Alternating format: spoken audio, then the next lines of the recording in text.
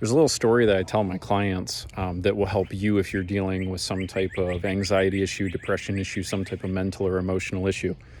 So there was some research that was done on some primates, and it's not exactly the most humane research in the world, and so I don't exactly support it, but the animals were not exactly harmed or anything. But what they did is they took primates and they had a device put on the primate's hand that caused the primate to bend its index finger. So if you kind of bend your index finger, right, there's an electrical signal going from your finger all the way up to your brain. And every time you bend your finger, you're kind of strengthening that connection between the finger and the brain. That's a simplistic way to think about it from a neurological view. But anyway, the significance of this was they put the device on the monkey's hand. They had the monkey bend its finger artificially, right, thousands of times. And then they took the device off, and then you could imagine what happened. So what happened was the monkey then started habitually bending its finger repetitively. And what most people don't realize is that we're all wired in the same way as those monkeys. We all have patterns, right? And it could be you going to work and presuming that other people are thinking poorly of you. It could be you getting home and snapping at your spouse angrily. It could be you waking, opening up your eyes, waking up in the morning and immediately wanting to go back to bed. We all have wired patterns. That's what causes our quality of life. And so the first big lesson of the story is that anything can get wired. Any type of response, anything between a stimulus and a response can get wired and become automatic. And now the second part of the story is where things get interesting. What they did is they took the monkey who was now habitually bending its finger. And then what they did is they interrupted that pattern. So whenever it tried to go and bend its finger, they used a variety of strategies to interrupt it and stop it. So they'd kind of put their hand in the way, or they would, surprise and shock the primate, right? Just to give a big pattern interrupt. So if they did a small, tiny pattern interrupt, it would take several dozen situations, several dozen interrupts to do it properly. If they did a couple powerful ones, it would take less time. But eventually, the monkey would stop, right? He'd feel the impulse, and then it would get interrupted, and then eventually he wouldn't feel the impulse to do it anymore.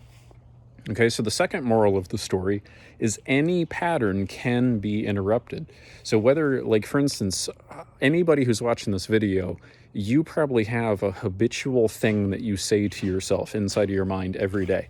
And chances are if you're in my audience, then you're probably dealing with something that makes you feel less than or makes you feel worried, right? Like, what if I'm going to die today? Or, some other ridiculous anxious thought or something that makes you feel down on yourself.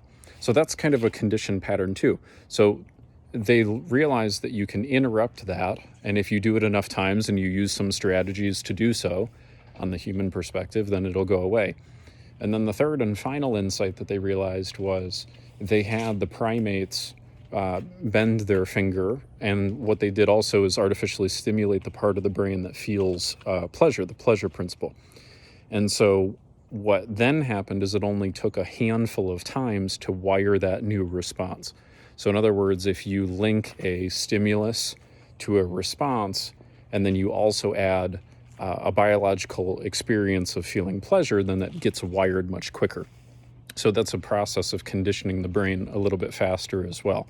If you link a sense of pleasure to it, then you can do that. So one of the things I'll tell my clients, for example, is as soon as you start to do what you want to do, create a reward for yourself, right? Like, so stop and pause, think to yourself like, wow, yes, I'm making progress, right? Create an emotional sensation of some type of pleasurable feeling anytime you get anything remotely close to the behavior that you want to reinforce, and you'll start to become more habitual with it. So anyway, long story short, I get this question like I got from this gentleman of, how do I make sure that I really get this pattern out of my life for good? Okay, and this is the big question that a lot of people have.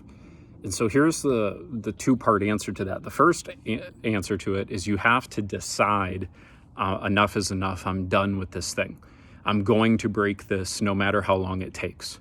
You have to raise your standard, right? You can't just keep telling yourself, like, I should do this, I ought to do this, why can't I seem to do this? Why am I never gonna get this thing handled? Why have I been struggling with this for so long? None of that is helpful. All of that is just beating yourself up and creating more drama and more of an issue. Setting a standard is you say, I am going to beat this thing. I'm not going to tolerate anything else other than this. And it's done and it's decided and I'm going to get it done. And so you have to use that type of language with yourself to get yourself to make that happen.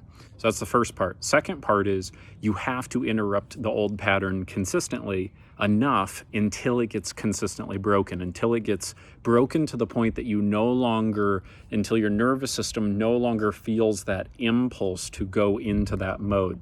So I'll give you a simple example. If you have a habitual pattern of saying to yourself something like, why does this always happen to me? And you know that habitual question being asked always induces you to feel like a victim, always induces you to feel depressed, then you now know, I got to break that thing, right? I got to get that question out. And so there's a variety of strategies we teach clients to do that. There's like 7 or 8 different ones you can do, but you essentially decide first, I'm going to break this thing. And then you use a variety of different conditioning strategies to yank that out of the nervous system. So it's no longer an impulse. I tell this story a lot of how I quit nicotine this way, right? I realized I had told myself for a long time, I should quit. And then one day I said to myself, that's it, I'm done. I'm never touching this again. And so that was the first part. The second part was I kept getting that urge to go and use nicotine, e-cigs back then. But every time my mind suggested it to me, every time that little habitual response came in, right, where I felt that urge to go into that pattern, I had to remind myself forcefully, I had to say, nope, we're not doing it. Nope, we're not doing it. So for those first like 48 hours, it was like living hell, right? Because I kept having to talk myself out of it every minute or so, every 1 to 2 minutes. So my mind kept going to suggest it, and just like the monkey, I had to break that pattern. I had to, as soon as I started to suggest it to myself, nope, we're not doing that. And I'd have to go do something else. And so I didn't even have the skills that I have now so that it can happen a lot faster. It was really just through sheer willpower with me back then. And then after, I think it was 10 days, after 10 days, it got easier day by day, but after 10 days, I no longer felt the impulse anymore. I no longer felt the urge to get nicotine. So the pattern was fully eliminated from my nervous system. And now I don't feel the urge to do it anymore. So it's gone. It's completely gone. So it's the same thing that I really did, though I didn't realize I was doing it, when I got rid of depressive thoughts in my head. It's the same thing we do with clients with anxiety, everything else. Number 1, raise your standard, decide you're not going to tolerate it. Number 2, use an effective set of conditioning practices to make sure that you actually uproot the pattern, right? And stop dwelling in the whole I should, I'm beating myself up mode, and decide, nope, I'm not going to beat myself up anymore. I'm now going to set a standard and get this thing eliminated, and I'm no longer going to add drama to it by, getting mad at myself just because the impulse is still there for a period of time. So, yeah, thanks for coming to my TED Talk.